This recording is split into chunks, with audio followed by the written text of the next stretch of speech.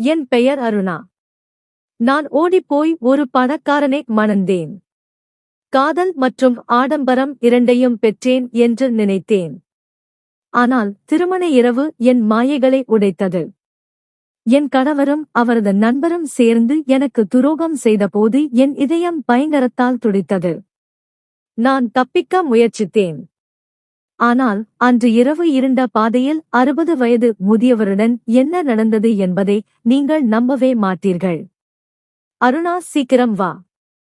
நாம விருந்துக்கு லேட் ஆயிட்டோம் என்று கார்த்திக் என்னை தலை முதல் கால் வரை கண்களால் பார்த்து கூப்பிட்டார். அது என்னை வெட்கப்பட வைத்தது. நான் கிட்டத்தட்ட தயாராக இருந்தேன். என் தலைமுடியை மட்டும் சரி செய்து கொண்டிருந்தேன். ஒரு காலத்தில் ஒரு சிறிய எளிமையான குடிசையில் வசித்து வந்த ஒரு பெண் இப்போது ஒரு பெரிய மாளிகையில் இருக்கிறாள். அவளுடைய காதல் மற்றும் ஆடம்பர கனவுகள் நனவாகியது தெரிகிறது. அன்பு, செல்வம் மற்றும் ஆறுதல் அனைத்தையும் பெற்ற சில அதிர்ஷ்டசாலிகளில் நானும் ஒருத்தி. ஆனால் ஒவ்வொரு ஆசீர்வாதமும் என்னுடைய விலையை கோருகிறது என்பதை அப்போது நான் உணரவில்லை. ஏனென்றால் விரைவில் நான் கற்பனை செய்தது மிகவும் கனமானது என்பதை கண்டுபிடித்தேன். என் கணவர் கார்த்திகை பின்தொடர்ந்து நான் விரைவாக அறையை விட்டு வெளியே காத்திருந்த காரின் இருக்கைகளில் அமர்ந்தபோது அவர் என்மேல் இன்னொரு நீண்ட பார்வையை வீசினார். இன்றிரவு நீ மிகவும் அழகாய் தெரிகிறாய். உன்னை பார்க்கும் எவரும் தங்கள் கண்களை உன்னிடமிருந்து விலக்க முடியாது என்றார். என் முகத்தில் ஒரு மென்மையான புன்னகை பரவியது.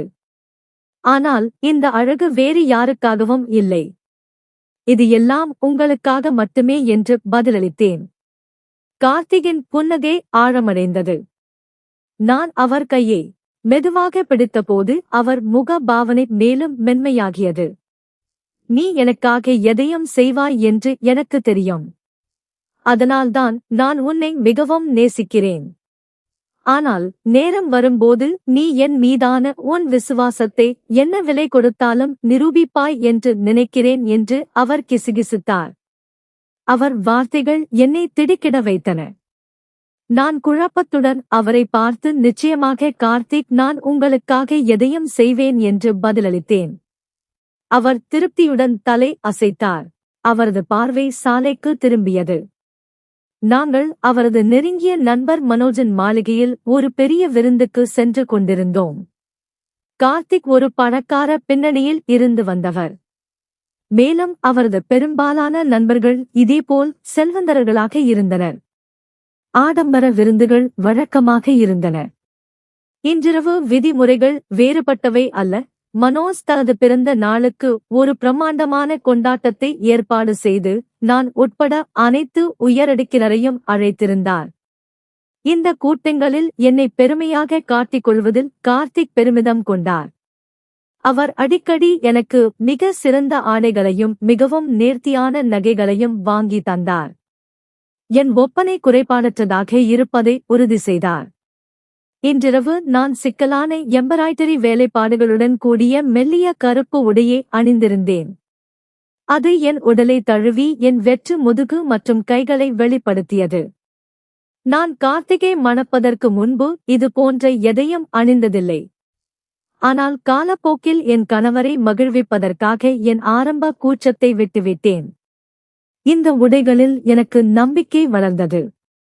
இப்போது நான் சங்கடமாகவே உணரவில்லை. அதற்கு பதிலாக கார்த்திகின் கண்களில் இருந்த பாராட்டு என்னை பெருமையால் நிரப்பியது. அவருடைய பாராட்டுகள் என் ஈகோவை அதிகரித்தன. நீதான் இங்கே மிக அழகான பெண் என்று அவர் அடிக்கடி என்னிடம் சொல்வார். அரை மணி நேர பயணத்தில் நாங்கள் இறுதியாக மனோஜின் மாளிகையை அடைந்தோம். ஆடம்பரமான விளக்குகளின் ஒளியின் கீழ் பிரம்மாண்டமான நுழைவாயில் பிரகாசித்தது. நாங்கள் உள்ளே நுழைந்ததும் கார்த்திகின் பெரும்பாலான நண்பர்கள் ஏற்கனவே தங்கள் சிரிப்பையும் உரையாடலையும் காற்றில் நிரப்பியிருப்பதைக் கண்டேன். பிறந்தநாள் கேக் வெட்டப்பட்டது. எல்லோரும் விலையுயர்ந்த பரிசுகளை வழங்கினர். ஆனால் கார்த்திக் தனது பரிசை வழங்கிய போது மனோஜ் அதை ஏற்கவில்லை. அதற்கு பதிலாக அவர் சிரித்தார். எனக்கு இந்த பரிசு உன்னிடமிருந்து வேண்டாம் என்று கூறினார். எனக்கு என்ன தேவை என்று நான் கேட்கிறேன் என்று கூறினார். கார்த்திக் சத்தமாக சிரித்தார். உனக்கு என்ன வேணுமானாலும் கேள், என் உயிர் கூட உன் வசம் உள்ளது என்று கூறினார். மனோஜ் லேசாக சிரித்தார். பார்ட்டி முடியும் வரை காத்திருப்போம், பிறகு நான் உனக்கு சொல்கிறேன் என்று அவர் சொன்னார். அவர் பார்வை என் முதுகு தண்டில் நடுக்கத்தை ஏற்படுத்தும் வகையில் என்னை துரத்தியது. அது ஏதோ ஒரு தொந்தரவாக இருந்தது. அதன் கணத்தை என்னால் உணர முடிந்தது. ஆனால் நான் அந்த எண்ணத்தை நிராகரித்துவிட்டு, மனோஜ் போன்ற செல்வந்தர் கார்த்திகிடமிருந்து என்ன எதிர்பார்க்க முடியும் என்று யோசித்தேன்.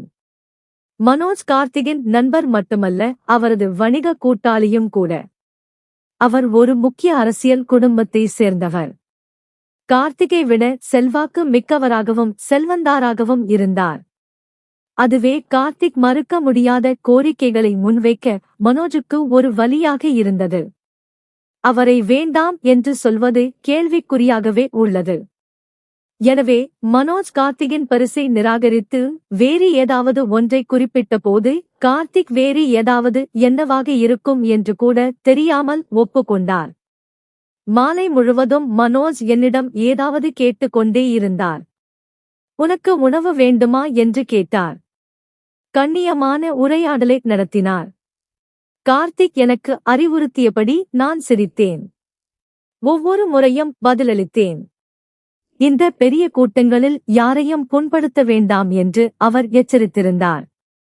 இந்த விருந்துகள் முக்கியமான தொடர்புகளை உருவாக்கும் இடங்கள் ஆகும். மேலும் அவர்கள் வணிக பரிவர்த்தனைகளை மிகவும் எளிதாக்கவும் முடியும். முதலில் எனக்கு அது விசித்திரமாக தோன்றியது. ஆனால் காலப்போக்கில் அவர் சொல்வது சரி என்று உணர்ந்தேன். இருப்பினும் மனோஜின் நடத்தை எனக்கு அதிகமாக சங்கடத்தை ஏற்படுத்தியது. அவருக்கு ஒரு அழகான மற்றும் நேர்த்தியான மனைவி இருந்தாள். ஆனாலும் அவரது கண்கள் இன்னும் என் மீது நிலைத்திருந்தன. ஒரு காட்சியை உருவாக்குவது கார்த்திக்கை மோசமாக பாதிக்கும் என்பதை அறிந்து நான் அமைதியாக அதை சகித்துக் கொண்டேன். அவரது மனைவி பிரியா மற்ற ஆண்களுடன் அரட்டை அடிப்பதில் மும்மரமாக இருந்தாள். இதற்கிடையில் இரவு விருந்தாளிகள் படிப்படியாக வெளியேறும் போது ஒரு பூமை தேனி சுற்றி வருவது போல மனோஜ் என்னை சுற்றி திரிந்தார். விரைவில் நாங்கள் 4 பேர் மட்டுமே எஞ்சியிருந்தோம். நாங்கள் அனைவரும் தோட்டத்தில் ஒன்றாக அமர்ந்தோம். குளிர்கால காற்று என் தோலை கடித்தது. என் உடையின் மெல்லிய துணி என்னை குளிர்ச்சியில் இருந்து பாதுகாக்கவில்லை. நான் கார்த்திக் பக்கம் சாய்ந்து, நான் உறைந்து போகிறேன், வீட்டுக்கு போவோம் என்று கிசுகிசுத்தேன். ஆனால் அவர் சிரித்துக்கொண்டே, இன்னும் சிறிது நேரம் பொறுத்துக்குள், எல்லாம் சீக்கிரமே சரியாகிவிடும் என்றார். அவருடைய பதில் என்னை குழப்பத்தில் ஆழ்த்தியது. ஆனால் மனோஜும் கார்த்திகும் குடிப்பதை பார்த்து நான் நடுங்கி அமைதியாக இருந்தேன். மனோஜின் மனைவி அருகில் அமர்ந்து பானத்தை பருகிக் கொண்டே போனில் மூழ்கியிருந்தாள். மில்லியன் கணக்கான ரூபாய் லாபம் ஈட்டக்கூடிய ஒரு புதிய வணிக முயற்சியைப் பற்றி அவர்கள் பேசுவதை நான் அமைதியாக கேட்டுக் கொண்டிருந்தேன். கார்த்திக் உற்சாகத்தில் துள்ளி குதித்தார். வாய்ப்புக்காக மனோஜுக்கு மீண்டும் மீண்டும் நன்றி தெரிவித்தார். பின்னர் எச்சரிக்கை இல்லாமல் மனோஜ் என்னை நோக்கி ஒரு கிளாஸை நீட்டினார். அருணா, நீ இதை முயற்சிக்க வேண்டும் என்று அவர் கூறினார். இது நம்ப முடியாதது. நான் விரைவாக மறுத்துவிட்டேன். இல்லை நன்றி, நான் குடிக்க மாட்டேன் என்றேன். கார்த்திக் என்னை ஒரு கூர்மையான பார்வையுடன் சுட்டார். நீ எப்பவும் ரொம்ப கஷ்டமா இருக்க, மனோஜ் ரொம்ப கண்ணியமா இருக்காரு, கொஞ்சம் மரியாதையா இருக்க கூடாதா என்று அவர் முணுமுணுத்தார்.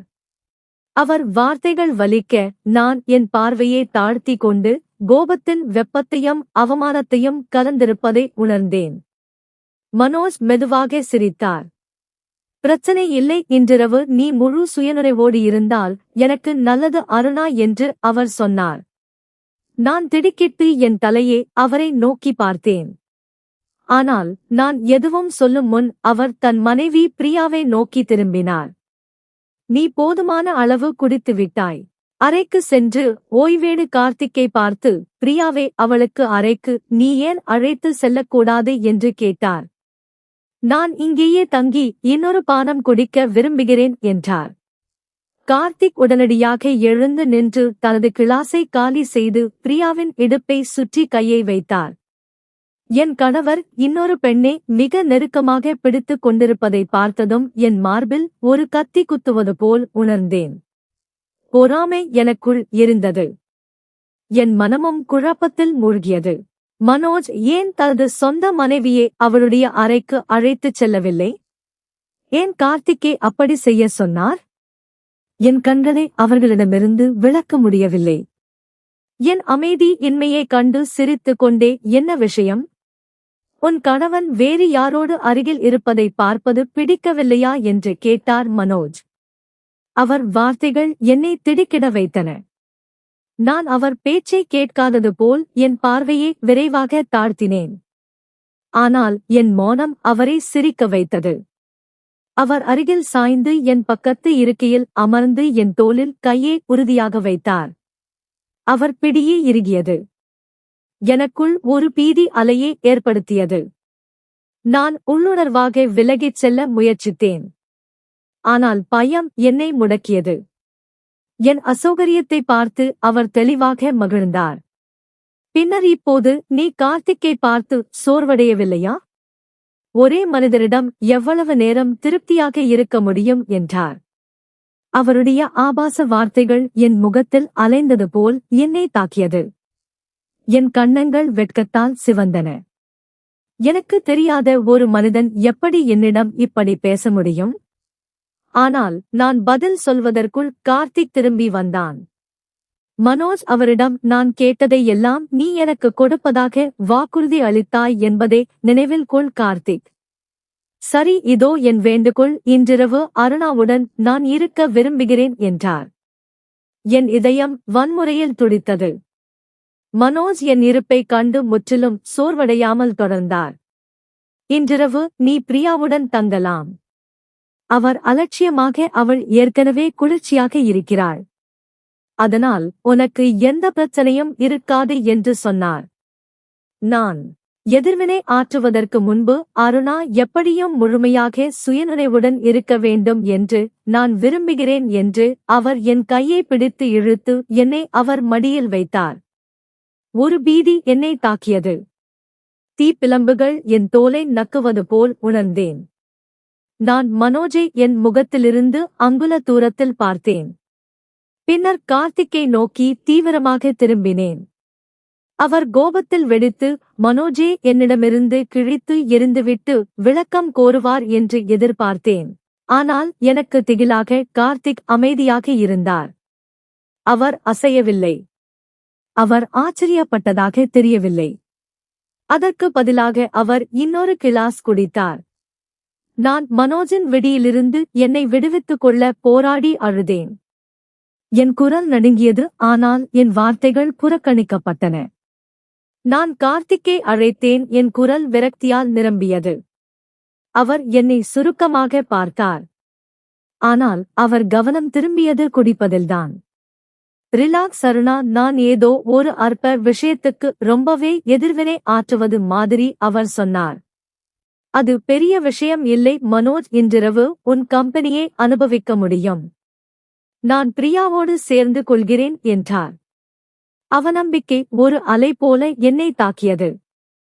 நான் அவரை பார்த்தேன். உண்மையிலேயே என்னை நேசித்தவர் என்று நான் நினைத்த அந்த மனிதர் யார்? பாசத்தையும் பரிசுகளையும் என் மீது பொழிந்தவர் இப்போது நான் ஒன்றும் இல்லாதது போல் என்னை பரிமாறிக்கொள்ள தயாராக இருந்தார். நான் கத்தினேன், உங்களுக்கு என்ன ஆச்சு கார்த்திக்? நான் உங்க மனைவி, உங்க கண்ணியம், உங்க மரியாதை. நான் ஏதோ ஒரு பொருள் மாதிரி நீங்க என்னை உங்க நண்பரிடம் ஒப்படைக்கிறீங்க என்றேன். நான் ஏதோ ஒரு ஜோக் சொன்ன மாதிரி கார்த்திக் சிரித்தார். இந்த ஒரு இரவுதான் அன்பே. இது என்ன வித்தியாசத்தை ஏற்படுத்தப் போகிறது? அவருடைய வார்த்தைகள் விஷமாக இருந்தன. ஒவ்வொரு வார்த்தையும் என் இதயத்தை ஆழமாக வெட்டியது. என் உடல் கோபத்தாலும் அவநம்பிக்கையாலும் நடுங்கியது. நீங்க என்னை நேசிச்சீங்க, எனக்காக ஏதாவது செய்வீங்கன்னு நினைச்சேன். ஆனா நீங்க என்னை உங்க ஃப்ரெண்ட் கூட பயந்திக்க விரும்புறீங்க. இது ரொம்ப கேவலம். உங்க மனைவியை வச்சு விளையாடுற விளையாட்டுல நான் கலந்துக்க மாட்டேன் என்றேன். கார்த்திக் ஒரு கவலையும் இல்லாமல் குடிச்சு முடிச்சப்போ மனோஜ் சிரித்துக் கொண்டே உட்கார்ந்திருந்தார். கார்த்திக் தனது அமைதியான குரலில், நீ என்னை மிகவும் நேசிக்கிறேன், எனக்காக எதையும் செய்வேன் என்று சொன்னவள். இன்றிரவு என் நண்பரை மகிழ்விக்கவும் இதை ஒரு அன்பின் செயலாக கருது என்றும் கூறினார். மேலும் அவர் ஒரு புன்னகையுடன், எப்படியும் உன்னை பார்த்து எனக்கு சலிப்பு ஏற்படுகிறது. குறைந்தபட்சம் இந்த வழியில் நான் பிரியாவுடன் இரவை கழிப்பேன், நீ மனோஜுடன் சலிப்படைய மாட்டாய். அவன் ரொம்ப திறமையானவன் என்று கூறினார். ஒரு நிமிஷம் என் காதுகளை என்னால் நம்பவே முடியல. நான் கல்யாணம் பண்ணிக்கிட்டது இவரதானு. நம்ம கல்யாணமாகி 3 மாசம்தான் ஆகுது. அந்த நேரத்தில் நான் அவரது கொடூர குணத்தை பார்த்ததில்லை. அவருடைய அழகான வெளிப்புறத்திற்கு கீழே ஒரு அசிங்கமான மனிதன் ஒழிந்திருப்பதை நான் அறிந்திருக்கவில்லை. மனோஜ் எனக்கு மிகவும் அன்பான நண்பன். இன்று அவரது பிறந்த நாள். அவரது வாழ்க்கையின் மிகவும் சிறப்பு வாய்ந்த நாள். அவன் எனக்காக எவ்வளவோ செய்தான். இப்போது ஒன்றை கேட்கும்போது நான் எப்படி அவனுக்கு வேண்டாம் என்று சொல்ல முடியும்? அவன் எனக்கு மில்லியன் கணக்கான லாபத்தை ஈட்டும் ஒரு பெரிய தொழிலை தொடங்க உதவப் போகிறான். பதிலுக்கு அவனுக்கு இந்த சிறிய உதவியை செய்ய முடியாதா என்றார் கார்த்திக். என் மனம் கலங்கியது. நான் அவர் பிரியாவின் அறையை நோக்கி தடுமாறி செல்வதை பார்த்தபோது அவரை பின்தொடர்ந்து அழைத்தேன். என் குரல் அவநம்பிக்கையுடன் ஒலித்தது. ஆனால் அவர் திரும்பவில்லை. மனோஜ் அந்த தருணத்தில் என்னை வலுக்கட்டாயமாக பிடித்து தன் கைகளில் இழுத்தார். அவர் மது அறிந்திருந்த போதிலும் கார்த்திகை போல் இல்லாமல் முழு கட்டுப்பாட்டில் விழிப்புடன் இருந்தார். என் அலறல்களையும் போராட்டங்களையும் புறக்கணித்து என்னை சிரமமன்றி தூக்கி பங்களாவுக்குள் கொண்டு சென்றார். காலியான அரங்குகளில் என் அழுகை எதிரொலித்தது. ஆனால் யாரும் உதவிக்கு இல்லை. அவர் ஒரு அறையின் கதவை உதைத்து திறந்து என்னை படுக்கையில் தள்ளிவிட்டு கதவை பூட்டினார். பின்னர் கார்த்திக் என்னை விட ஒரு சிறந்த மனிதன் என்று நீ நினைக்கிறாயா என்றார். நான் என் தலையை திருப்பிக் கொண்டு என்னை விடுங்க என்று கெஞ்சினேன். என் முகத்தில் கண்ணீர் வழிந்தது. ஆனால் என் வார்த்தைகள் அவர் ஆணவத்தை தூண்டின. உன் கணவர் உன்னை அனுப்பினதால்தான் நீ இங்கே இருக்க, அப்புறம் ஏன் நீ எதிர்க்கிறாய்? அவர் குரல் மென்மையாக இருந்தாலும் அச்சுறுத்தும் மாதிரி இருக்கு. இந்த இரவை மறக்க முடியாததாக்கியதற்கு எனக்கு நன்றி சொல்லணும். அவர் கண்கள் என் உடலின் மேல் சுற்றி திரிந்தன. கார்த்திக் ஒரு அதிர்ஷ்டசாலி. உன்னை போன்ற ஒரு பெண் மிகவும் சரியானவள். மிகவும் விரும்பத்தக்க வழி கிடைத்ததற்கு என்னை பார். எனக்கு உலகில் உள்ள எல்லா பணமும் இருக்கிறது. ஆனால் நான் பிரியா போன்ற ஒருத்தியுடன் சிக்கிக் கொண்டேன். அவள் வெறும் தோல் மற்றும் எலும்புகள் மட்டுமே. அவளுடைய உலகம் எல்லாம் அவள் தொலைபேசியிலேயே ஒட்டி கொண்டிருக்கும். என்னை பற்றி அவளுக்கு எந்த தகவலும் இல்லை. கடைசியாக நான் எப்போது அவளை சுற்றி மகிழ்ந்ததாக உணர்ந்தேன் என்பது எனக்கு நினைவில் இல்லை. நீதான் நான் எப்போதும் விரும்பிய ஒரு பெண். நீதான் அழகு நிறைந்த வாழ்க்கை. நீ எப்படி கார்த்திகின் ஒவ்வொரு தேவையையும் பூர்த்தி செய்கிறாய்? நீ எப்படி எப்போதும் அவன் பக்கத்தில் இருக்கிறாய்? நீ இப்படி என்னுடையவளாக இருக்க வேண்டும் என்று நான் விரும்புகிறேன் என்றார். நான் என் முழு பலத்தையும் பயன்படுத்தி அவரை தள்ளிக் கொண்டு போராடினேன். ஆனால் அவர் எடை அதிகமாக இருந்தது. இன்றிரவு என்னை உன் கார்த்திக் மாதிரி நினைச்சுக்கோ. என் வாழ்க்கையில் இருந்து எல்லா வெறுமையையும் அழித்து விடுவோம் என்றார். எனக்குள் ஒருவித கோபமும் பயமும் வெடித்தன. அனைத்து பலத்தையும் வரவழைத்து நான் அவரை கடுமையாக தள்ளிவிட்டேன். அவர் தடுமாறி படுக்கையிலிருந்து உருண்டு தரையில் விழுந்தார். நான் அவரை முடிந்தவரை உதைத்து அவர் தாடையை குறிவைத்தேன். அவர் வலியால் கத்தினார். நான் கதவை திறந்து தாழ்வாரத்தில் ஓடினேன். என் வெறும் கால்கள் குளிர்ந்த பளிங்கு தரையில் மோதின. அவர் என் பின்னால் சபிப்பதை கேட்டேன். ஆனால் நான் திரும்பி பார்க்க துணியவில்லை. இந்த வீட்டை விட்டு வெளியேறி பிரதான கதவை அடைந்ததும் உதவி தேடுவதுதான் என் ஒரே எண்ணம். தூரத்தில் எங்கோ மனோஜ் கத்துவதை கேட்க முடிந்தது. ஆனால் நான் எங்கே போகிறேன் என்று எனக்கு தெரியவில்லை. என் முன் முடிவில்லாமல் வளைந்த சாலை நீண்டிருந்தது. ஆனால் நான் நிறுத்தவில்லை. என்னால் தப்பிக்க முடியவில்லை. நான் அந்த வெற்றி இரவில் தடுமாறி முன்னேறும்போது ஒரு அருவருப்பான எண்ணம் என்னை தாக்கியது. கார்த்திக் அவர் இன்னும் அந்த அறையில் பிரியாவுடன் இருந்தார். துரோகத்தால் என் இதயம் வலிக்கிறது. ஆனால் நான் என் குடும்பத்தையும் வீட்டையும் விட்டு என் வாழ்க்கையையும் இந்த மனிதனுக்காக விட்டு சென்றேன். அவருடைய அன்பை நான் நம்பினேன். ஆனால் அவர் என்னை ஒரு பொருளாக மாற்றிக்கொள்ள தயாராக இருக்கிறார் என்பதை கண்டுபிடித்தேன். நான் மாளிகைக்கு வெளியே நின்றபோது கண்ணீர் என் முகத்தில் வழிந்தது. எங்கு செல்வது என்று யோசிக்க சிரமப்பட்டேன். தெருக்கள் வெறிச்சோடி இருந்தன. தொலைதூர கோபுரத்தின் கடிகாரம் அதிகாலை 2 மணியை தாண்டிவிட்டது என்பதை காட்டியது. நான் என் சுற்றுப்புறத்தை ஆராய்ந்தபோது எனக்குள் பீதி பரவியது. அப்போது எங்கிருந்தோ ஒரு உருவம் வெளிப்பட்டது. சுமார் 55 வயதுடைய ஒரு பலவீனமான தோற்றத்துடன் கூடிய ஒரு மனிதன். ஆனால் அவர் அசைவுகளில் ஒருவித அமைதியற்ற வலிமை என் உடல் இறுக்கமடைந்தது. பயம் என்னை இறுக்கமாக பற்றிக் கொண்டது. அவர் என்னை நோக்கி நடந்தார். நான் எதிர்வினையாற்றும் முன் அவர் என் கையை பிடித்து நான் போராடிய சாலையிலிருந்து என்னை விலக்கினார். ஆனால் அவர் பிடி நான் எதிர்பார்த்ததை விட இரும்பு கரம் போல் இருந்தது. நான் கத்தினேன். ஆனால் அவர் என் வாயை ஒரு கையால் பொத்தி என்னை அமைதிப்படுத்தினார். என்னை பக்கத்து பங்களாவை நோக்கி இழுத்துச் சென்றார். அவர் என்னை பின் நுழைவாயினின் வழியாக வேலைக்காரன் குடியிருப்பு போல தோன்றிய இடத்துக்கு அழைத்துச் சென்றபோது என் இதயம் படபடத்தது. அவர் கதவை பூட்டியபோது காற்றில் ஈரமான சுவர்கள் மற்றும் பூஞ்சை காளான் வாசனை வீசியது. அவர் என்னை நோக்கி திரும்பிய போது நான் நடுங்கி பின்வாங்கினேன். வயதானாலும் அவர் கண்கள் ஆர்வமும் உறுதியும் கலந்த ஒரு விசித்திரமான கலவையை கொண்டிருந்தன. அவர் அருகில் செல்லும்போது என் மூச்சு முட்டியது. சத்தம் எழுப்பாதே, அவர் மெதுவாக கிசுகிசுத்தார். பயப்பட தேவையில்லை. படுக்கையில் அமைதியாக உட்கார். எல்லாம் சரியாகிவிடும் என்று கூறி அவர் ஒரு சிறிய அலமாரைக்கு சென்று அதை திறந்து ஒரு தனிமனான போர்வையை என்னிடம் கொடுத்தார். இதை உன் மீது போர்த்திக்குள், உனக்கு சளி பிடிக்கும் என்றார். நீங்கள் யார் என்று என் குரலில் ஒரு சிறிய சத்தத்துடன் கேட்க முடிந்தது. ஏன் என்னை இங்கு அழைத்து வந்தீர்கள் என்றேன். அந்த முதியவர் பெருமூச்சு விட்டு அருகில் இருந்த நாற்காலியில் அமர்ந்து நீ வெளியே இருப்பதை விட இங்கே உனக்கு பாதுகாப்பானது என்று அவர் கூறினார். எனக்கு எந்த உடனடி அச்சுறுத்தலும் உணரப்படவில்லை. ஆனால் நடந்த எல்லாவற்றின் அதிர்ச்சியும் என் மனதை பெரிதும் பாதித்தது. என் உடல் உறைந்து போயிருந்தது. அவரை நம்புவதா அல்லது கதவை தேடி ஓடுவதா என்று தெரியவில்லை. நான் இந்த பங்களாவின் பராமரிப்பாளர் என்று வயதானவர் தனது குரலில் உறுதியாகவும் அன்பாகவும் கூறினார்.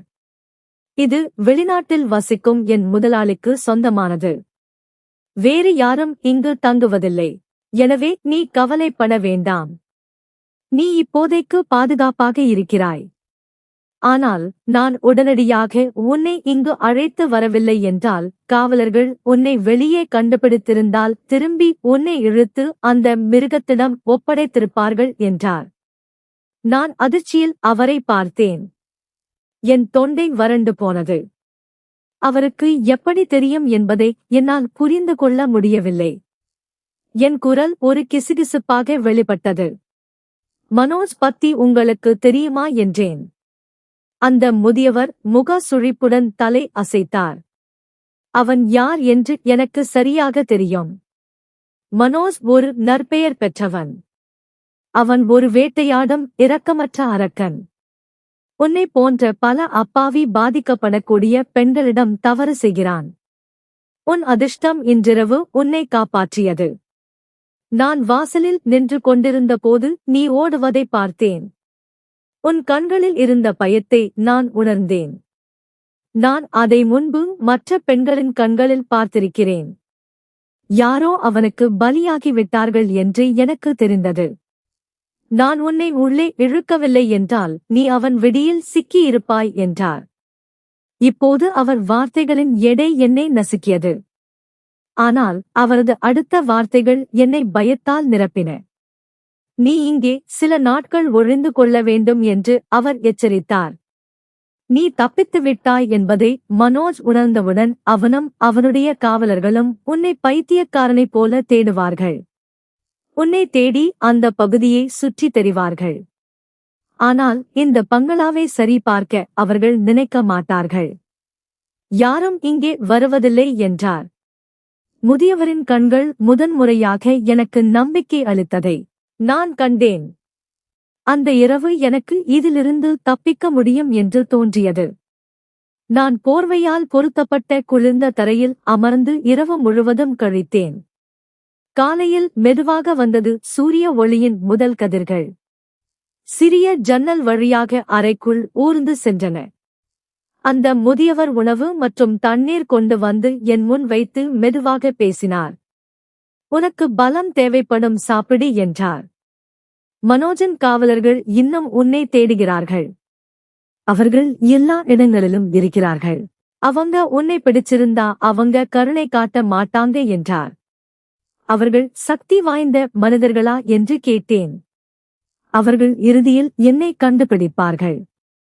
அவர்கள் என்னை கண்டுபிடித்ததும் என்னை கொன்று விடுவார்கள் என்று நினைத்தேன். அந்த முதியவர் இல்லை, அவை நடக்காது.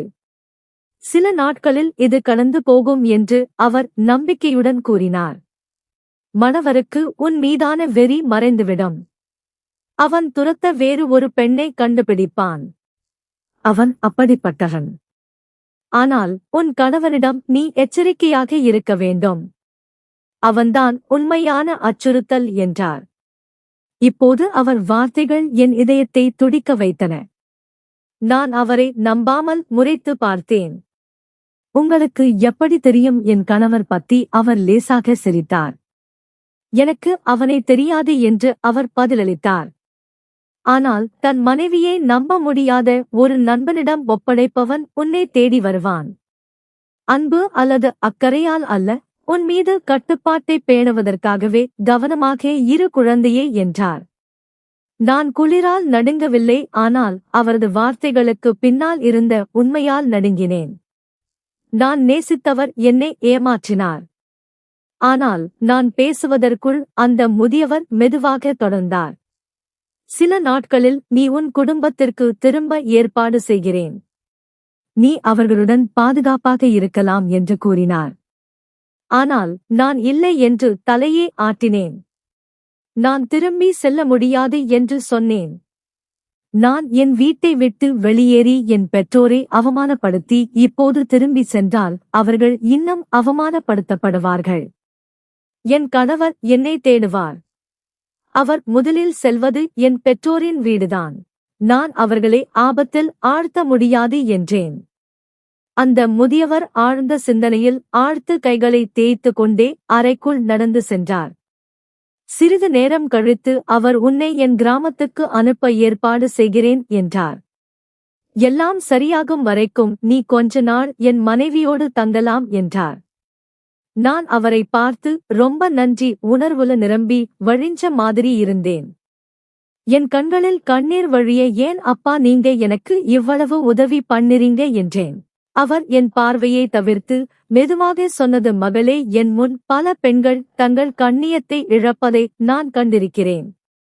அந்த ஆசுரன் மனோஜ் எண்ணற்ற அப்பாவி பெண்களை கிழித்தெறியப்படுவதை நான் பார்த்திருக்கிறேன். அதே நேரத்தில் நான் உதவியற்ற அவரது காவலர்களுடன் நின்றேன். நாங்கள் அனைவரும் அமைதியான பார்வையாளர்களாக இருந்தோம். ஆனால் இந்த முறை ஒருவரை காப்பாற்ற எனக்கு வாய்ப்பு கிடைத்தது. அதை நான் நழுவவிட போவதில்லை. அவர் சொன்னதை கேட்டதும் கண்ணீர் வழிவதை என்னால் தடுக்க முடியவில்லை. அவரது வார்த்தைகள் வலியை ஏற்படுத்தியது. ஆனால் ஒரு வாரம் கழித்து அந்த முதியவர் என்னை முழு பர்தாவில் பொருத்தி தலை முதல் கால் வரை மறைத்து, இரவின் மறைவில் என்னை மறைத்து பங்களாவிலிருந்து வெளியே அழைத்துச் சென்று சுற்றுப்புறங்களை கவனமாக சரிபார்த்து அவர் என்னை தனிப்பட்ட முறையில் தனது கிராமத்துக்கு அழைத்துச் சென்று என்னை அவரது மனைவியின் பராமரிப்பில் விட்டுச் சென்றார். அவரது மனைவி என்னை தனது சொந்த மகளாக அரவணைத்த ஒரு அன்பான பெண்.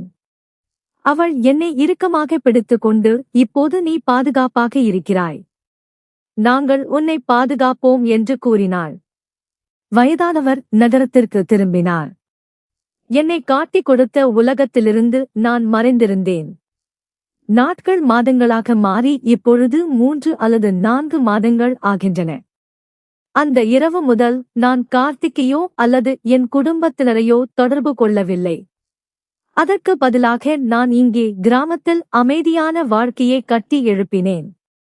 இங்கு நான் மரியாதையுடனும் அன்புடனும் நடத்தப்படுகிறேன். அந்த முதியவரின் மனைவி எனக்கு ஒரு தாயாகிவிட்டாள். துரோகம் மற்றும் பயத்தால் ஏற்பட்ட வழுக்களிலிருந்து நான் குணமடைய தொடங்கினேன்.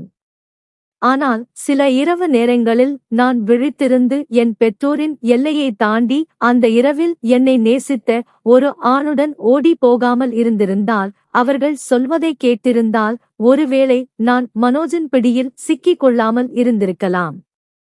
ஒருவேளை நான் இன்னும் என் உயிருக்கு போராட வேண்டியதாக இருந்திருக்கலாம். எல்லாவற்றையும் மீறி இருள் நிறைந்த உலகில் என்னை காப்பாற்ற எல்லாவற்றையும் பணயம் வைத்த இந்த அப்பாவுக்கு நான் நன்றி உள்ளவளாக இருக்கிறேன். அவர் ஒரு ஒளி விளக்காக இருந்தார். நல்ல மனிதர்கள் இன்னும் இருக்கிறார்கள் என்பதை நினைவூட்டும் மாலையில் நாங்கள் நெருப்பின் அருகே அமர்ந்திருந்தபோது அப்பா எனக்கு மிகவும் உழுக்கிய ஒரு விஷயத்தை வெளிப்படுத்தினார். உன் கணவன் உன் குடும்பத்தினரை தொடர்பு கொள்ள முயன்றான். ஆனால் அவன் உன்னை அங்கு காணாத போது அவன் கைவிட்டான். இப்போது எல்லாவற்றையும் இழந்துவிட்டான். அன்று இரவு நடந்ததைக் கண்டு கோபமடைந்த மனோஜ் கார்த்திகின் அனைத்து வணிக சொத்துக்களையும் பறிமுதல் செய்து அவனுக்கு பணம் இல்லாமல் செய்து, இப்போது எல்லாம் மனோஜின் கட்டுப்பாட்டில் உள்ளது. இது விதி, இது கர்மா. பிரபஞ்சம் எப்போதும் தன்னை சமநிலைப்படுத்துகிறது. நான் என் பழைய அடையாளத்தை இழந்திருந்தாலும் நான் ஒரு புதிய ஒன்றை பெற்றேன். அது வலிமையானது, புத்திசாலித்தனமானது, மீண்டும் ஒருபோதும் உடைந்து போகாத உறுதியானது. இப்போது நான் கடந்த கால குழப்பங்களில் இருந்து மறைந்து அமைதியாக வாழ்கிறேன். சிறிய தருணங்களில் மகிழ்ச்சியைக் காண மீண்டும் சிரிக்க கற்றுக்கொண்டேன். எனக்கு முன்னால் இருக்கும் புதிய வாழ்க்கையில் நான் கவனம் செலுத்துகிறேன். அங்கு நான் என் சொந்த விதிகளின்படி என்னை மீண்டும் கட்டி எழுப்ப சுதந்திரமாக இருக்கிறேன். ஆம், உலகில் தீமையின் பங்கு உள்ளது. ஆனால் அப்பா போன்றவர்களும் அதில் உள்ளனர். இருண்ட இடங்களிலும் கூட நன்மை இருக்கிறது என்பதை உங்களுக்கு நினைவூட்டும் மக்கள் இறுதியில் விதி நீதியை வழங்கியது. கார்த்திக் எல்லாவற்றையும் இழந்தபோது நான் மிகவும் மதிப்புமிக்க ஒன்றை கண்டேன். நன்றி.